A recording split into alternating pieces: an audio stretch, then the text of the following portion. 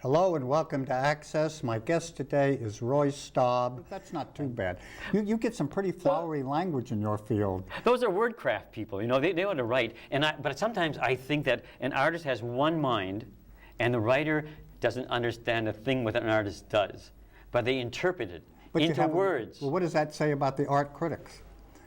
Exactly. Oh, that's what you're going. You're giving the shaft to the art critics? Well, no. There are some that have been nice to you, right? There have been a few. But you know, every once in a while they write something and you read it once and you disregard it. And then I type it over again to put it on my computer so I have it to send to other people. And that's when I really read it. Sometimes they say profound things. Sometimes they say more than I really care to even discuss. I don't even think about them. Some things are intuitive in work, but they put it into another meaning. Another article, this woman, Amy Lipton, wrote an article that was in Hudson River magazine that came out in January, and she said, painstakingly manipulated. And that was a funny word, painstaking. And I'm thinking about that word again today while I was working. Of course, you have to really caress when I bind it. You have to do it. It takes time. You have to do it with care. And that's painstaking. But I don't think about the pain or the time. I think about the results. Well, painstakingly doesn't necessarily always refer to pain, but that's... No. But I mean, careful craft. It does involve careful pain, craft. that's what you're saying. It's careful craft. Yeah. Now, this art world that you're in, you know, I've never been close to it, but it's a pretty cutthroat world. I think it's a celebrity world more than anything else. I mean, there's a lot of artists, good and bad artists, that are way out there that are like I say, good and bad. And I look at them and say, not good, great. And I think it's a media world.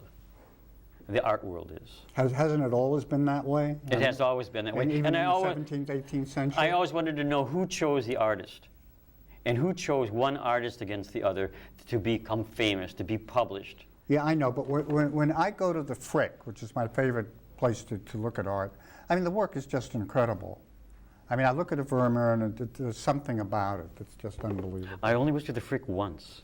It's a wonderful salon and of a collection from the early 20th century, right? Well, no, it has a lot of 17th century, 18th century. Oh, yeah, but it doesn't come to contemporary art, but it's a quality. It's like the Gardner up in Boston, the same kind of great museum, small museum. Right. I enjoy that too. When I'm in New York. You don't go to museums. You're doing your work. No. In New York City, that's a marketplace. I go out to all the galleries, look for inspired art, and I go to the museums. But I like to go to the Metropolitan because it's free or pay as you wish. And the Metropolitan, or the Modern, when you have to pay $20 to get in, it eliminates me. And oh yeah, no, that's awful that you have to pay $20. The Guggenheim too, and the Whitney. What? The Guggenheim also, you have to pay too much to get in. How much do you pay there? I don't know. I haven't gone for a while. Yeah. I used to, when I lived in New York, it was the free Frick day. used to be free, and now it's $8 or something. Oh, it used to be $1. I don't. Oh. No, I remember when it was free. Well, I think art should be like English education, available to everybody, and then we have a cultured body of people. If you eliminate that. So the Museum of Modern Art went out and spent hundreds of millions of dollars, right, on the renovation? Yeah. On its new renovation? Yeah. So now you have to pay $20 to get in. Yeah, and it's a big vacuum space. It is a nice space. It's scary. You can look over the edge and you can look down because the window goes right to the edge. It's a frightening space, but it's got nice gray walls, and you can follow the maze and try to follow the what? The maze of organization of paintings. In other words, you have traffic control weaving you around the. When I was there on a Friday night, it was pretty crowded, full of tourists. But everybody seems to move at the same pace anyhow. But it's a good museum. I like New York is wonderful with the museums. Well, it seems to me the way you do things, you know, you're not going to get rich, but you do survive. You do go to a place and you do what you want to do, and you do your work, and if only, you know, 104 people are going to see what you did over in Northwest Harbor, you're doing it. And I admire that enormously, that you're ready to live like that, and that you survive.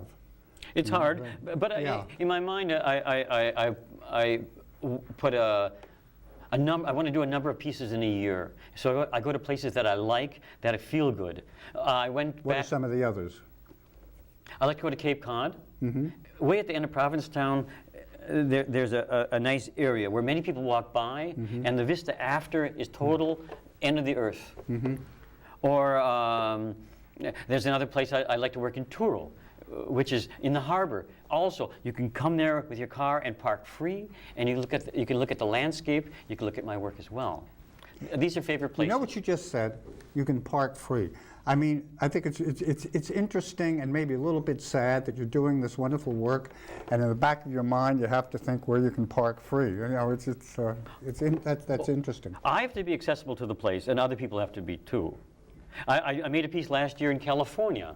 Where? Topanga Canyon at the bottom. Where's at the that? bottom of the canyon, just north of Los Angeles, on the way to Malibu. Okay. And it was there was a crisis that the parks bought this land, and they were just cutting the bamboo down and using poison to kill it. And so a friend of mine, Patricia Watts, said, come on out, make a piece using that bamboo and show that it's beautiful, and make something with it. So I was playing hide and seek from the police, and I cut the bamboo down with a saw, no poison. Why did you have to play hide and seek from the police? They didn't want you? They didn't want anybody there because they wanted to cut the bamboo down their own way. So I cut the bamboo, and I made this coxcomb on top of the mountain. And it was waving in the wind. In the Santa Ana's wind, it was waving like a coxcomb. It was beautiful. I tried it twice, and the second time it worked. The first time it fell, and I had to resolve it. Making art is like being an engineer. You have to resolve the problem so it stands up. It stayed 3 weeks up there, blowing on top of the almost small mountain, above the Pacific Coast Highway. Do you ever feel that you're getting your point across to the public? And this is a classic example where this place was being destroyed, and someone said, no, this bamboo should be treated with respect. Yeah. You know, and so you went out and showed how it could be treated with respect, and you made it the center.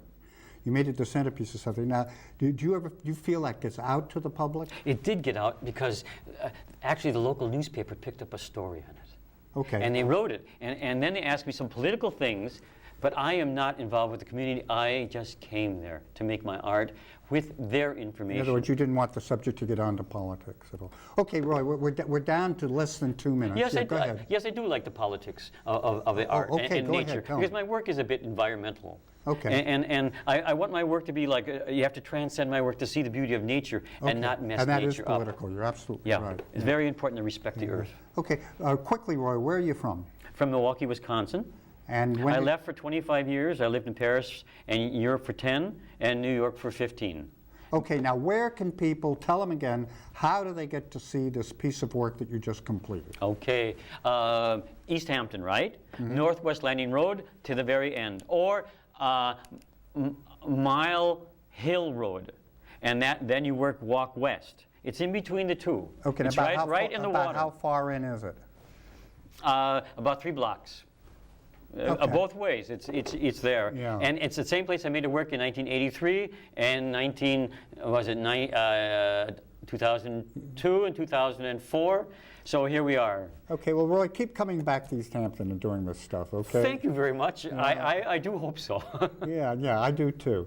Okay, that's Roy Staab, an environmental sculptor. Does that describe it fair enough? Environmental sculpture and site-specific. Site-specific too. It fits where it is. Yeah, okay. And enjoyed having you, Roy, and I'm awfully glad that we got a chance to show you and show your work. Great. And show you. Great. I was looking forward to this. Thank you. Okay. Bye, thank you, Richard. Roy. Yeah, take care. All right. So now...